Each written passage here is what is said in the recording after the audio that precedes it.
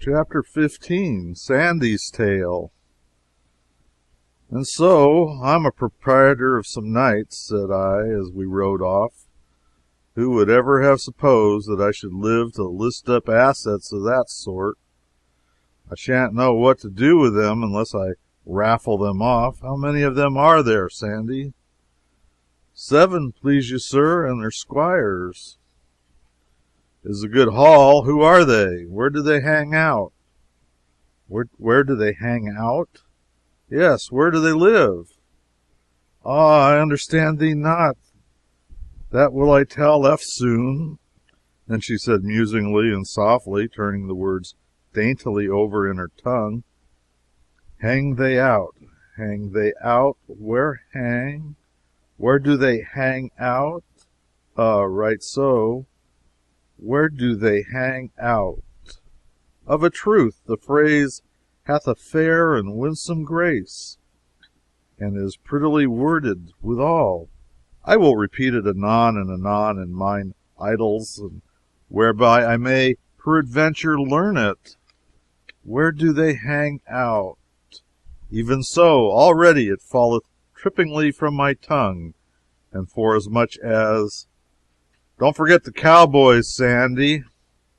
"Cowboys?" "Yes, the knights, you know. You were going to tell me about them a while back, you remember. Figuratively speaking, game's called." "Game?"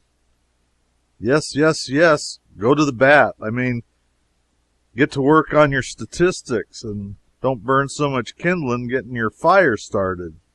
Tell me about the knights." "I will. Well, and lightly will begin. So they two departed, and rode into a great forest, and—" "Great Scott!" You see, I recognized my mistake at once. I had set her works a-going. It was my own fault. She would be 30 days getting down to those facts, and she generally began without a preface and finished without a result. If you interrupted her, she would either go right long without noticing, or answer with a couple of words and go back and say the sentence over again. So interruptions only did harm, and yet I had to interrupt, and interrupt pretty frequently, too, in order to save my life. A person would die if he let her monotony drip on him right along all day. "Great Scott!" I said in my distress. She went right back and began over again. "So they two departed, and rode into a great forest, and—" "Which two?" "Sir Gawain and Sir Uwain. And so they came to an abbey of monks, and there were well lodged. So on the morn they heard their masses in the abbey, and so they rode forth till they came to a great forest. Then was Sir Gawain ware in a valley by a turret of 12 fair damsels and 2 knights armed on great horses. And the damsels went to and fro by a tree. And then was Sir Gawain ware how there hung a white shield on that tree, and ever as the damsels came by it, they spit upon it, and threw some mire upon the shield.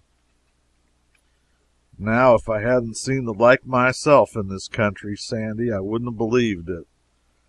But I've seen it, and I can just see those creatures now, parading before that shield, and acting like that. The women here do certainly act like all possessed. Yes, and I mean your best, too, society's very choicest brands. The humblest hello girl along 10,000 miles of wire could teach gentleness, patience, modesty, manners to the highest duchess in Arthur's land." "Hello girl?" "Yes, but don't you ask me to explain. It's a new kind of girl. They don't have them here yet. One often speaks sharply to them when they're not the least in fault, and he can't get over feeling sorry for it and ashamed of himself in 1,300 years. It's such shabby, mean conduct, and so unprovoked. The fact is, no gentleman ever does it, though I myself if I've got to confess.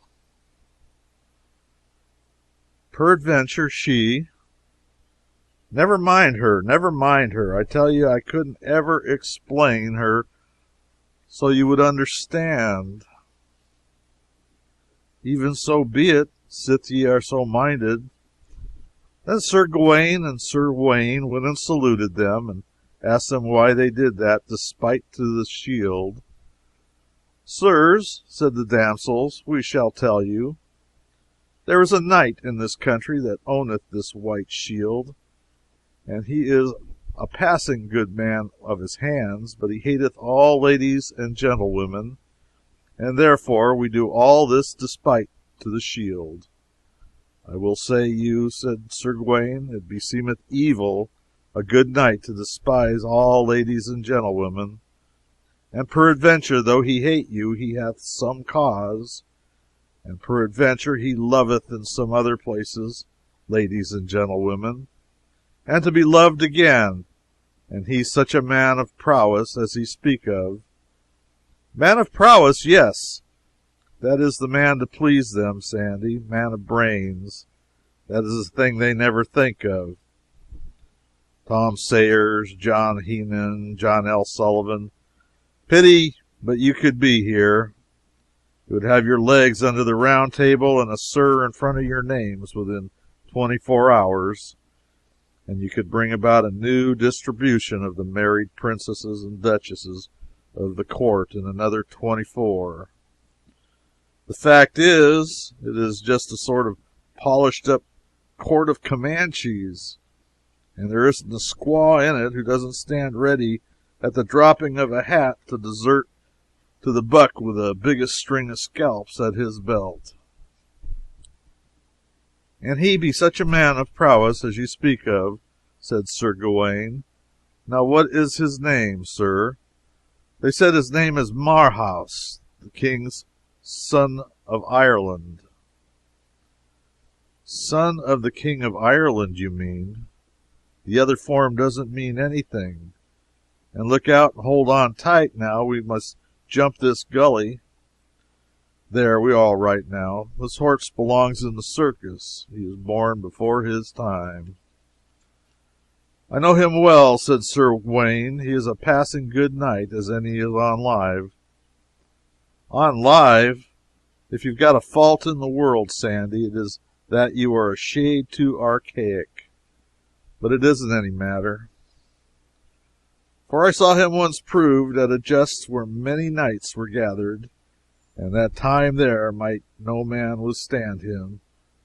Ah, said Sir Gawain, damsels, methinketh ye are to blame, for it is to suppose that he hung that shield there, will not be long therefrom, and then may those knights match him on horseback.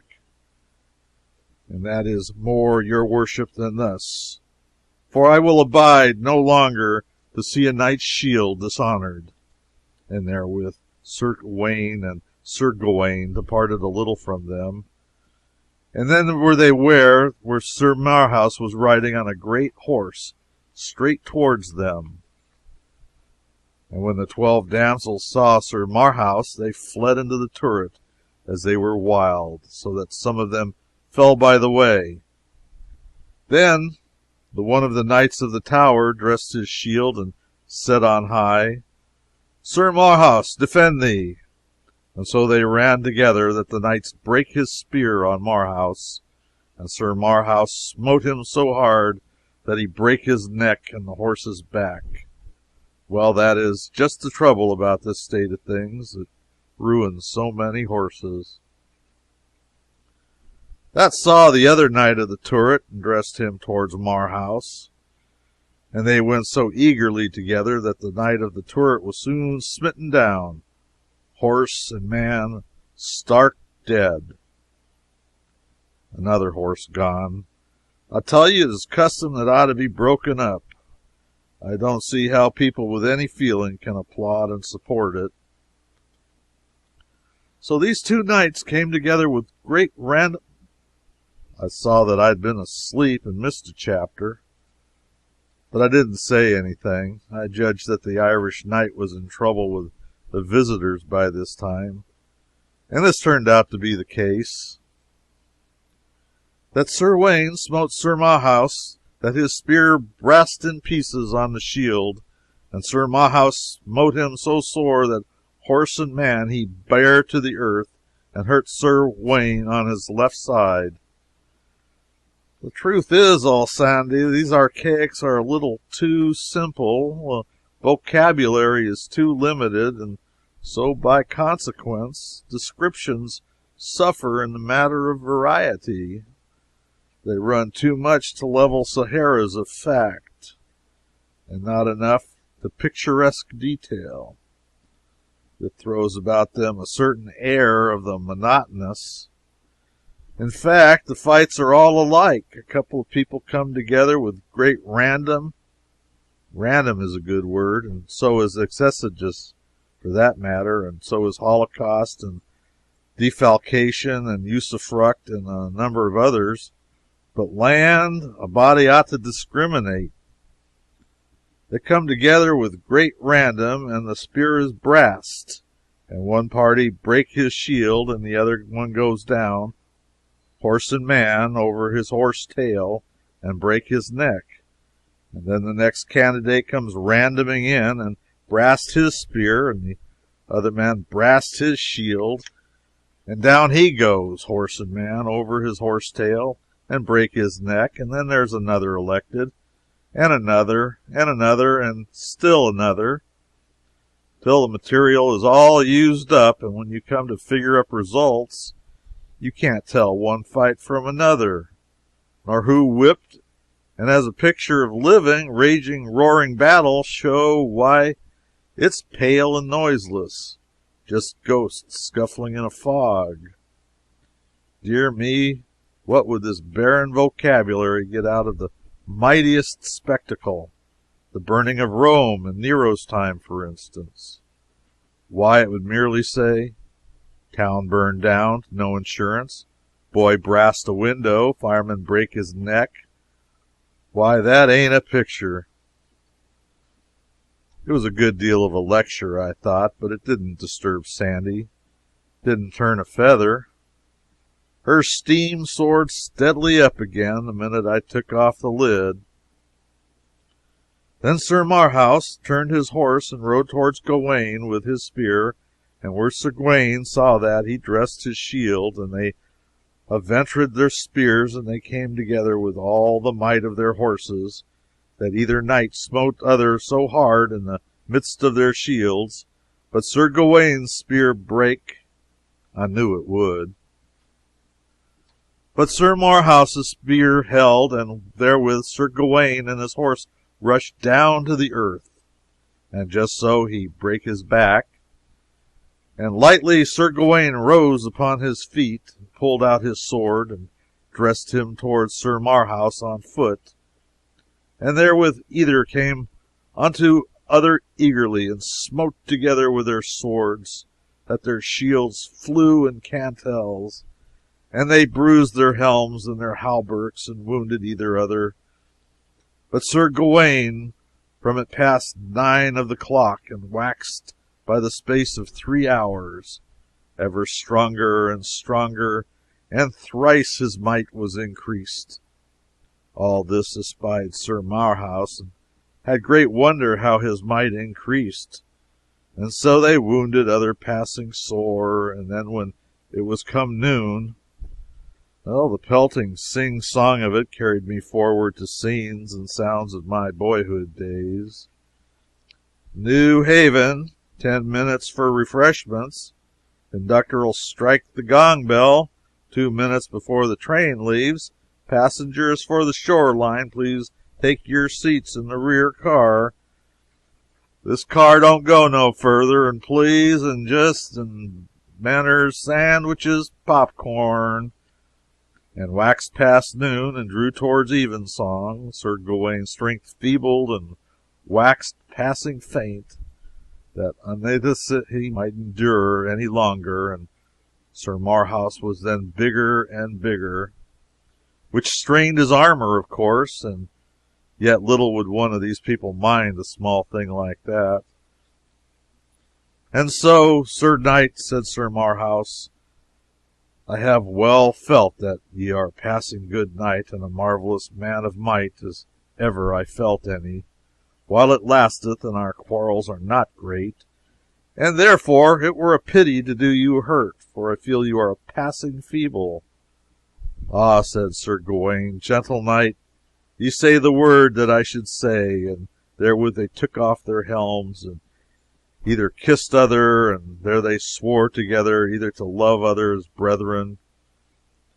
But I lost the thread there, and dozed off to slumber, thinking about what a pity it was that men with such superb strength enabling them to stand up cased in cruelly burdensome iron, and drenched with perspiration, and hack and batter and bang each other for 6 hours on a stretch, should not have been born at a time when they could put it to some useful purpose. Take a jackass, for instance. A jackass has that kind of strength and puts it to a useful purpose, and is valuable to his world because he is a jackass. But a nobleman is not valuable because he is a jackass.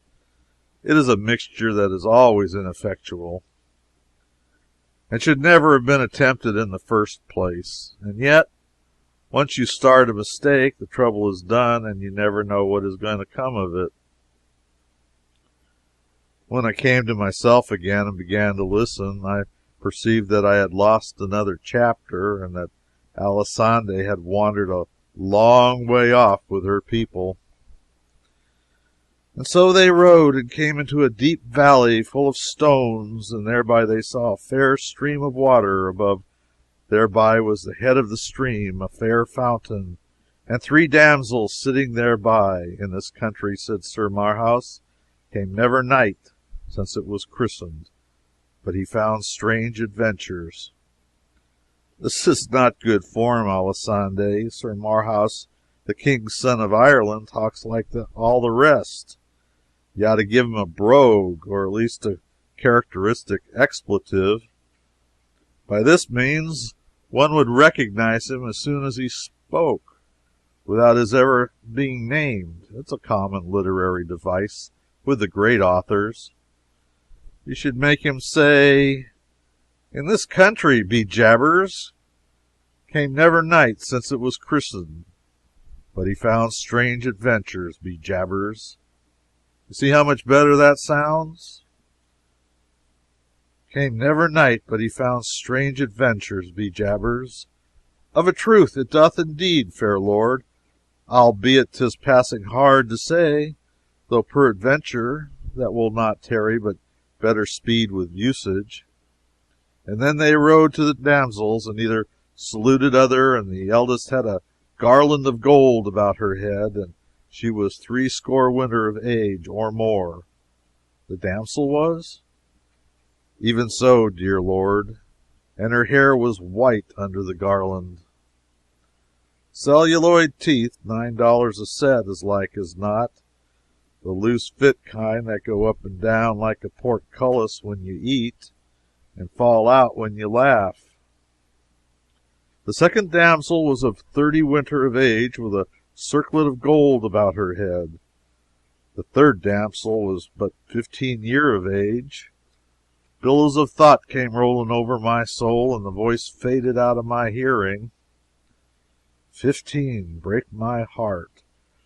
Oh, my lost darling, just her age. She was so gentle and lovely, and all the world to me, and whom I shall never see again. How the thought of her carries me back over the wide seas of memory to a vague, dim time, a happy time, so many centuries hence, when I used to wake in the soft summer mornings out of sweet dreams of her and say, "Hello, Central," just to hear her dear voice come melting back to me with a "Hello, Hank." That was music of the spheres to my enchanted ear. She got $3 a week, but she was worth it. I could not follow Alisande's further explanation of who our captured knights were. Now, I mean, in case she should ever get to explaining who they were. My interest was gone. My thoughts were far away and sad. by fitful glimpses of the drifting tale caught here and there, and now and then, I merely noted in a vague way that each of these 3 knights took one of these 3 damsels behind him on his horse. One rode north, another east, the other south, to seek adventures, and meet again and lie after year and day, and without baggage. It was of a piece with the general simplicity of the country. Well, the sun was now setting. It was about 3 in the afternoon when Alisande had begun to tell me who the cowboys were, so she had made pretty good progress with it for her. She would arrive some time or other, no doubt, but she was not a person who could be hurried. We were approaching the castle, which stood on high ground, a huge, strong, venerable structure, whose gray towers and battlements were charmingly draped with ivy, and whose whole majestic mass was drenched with splendors flung from the sinking sun. It was the largest castle we had seen, and so I thought it might be the one we were after, but Sandy said no, she did not know who owned it. She said she had passed it without calling when she went down to Camelot.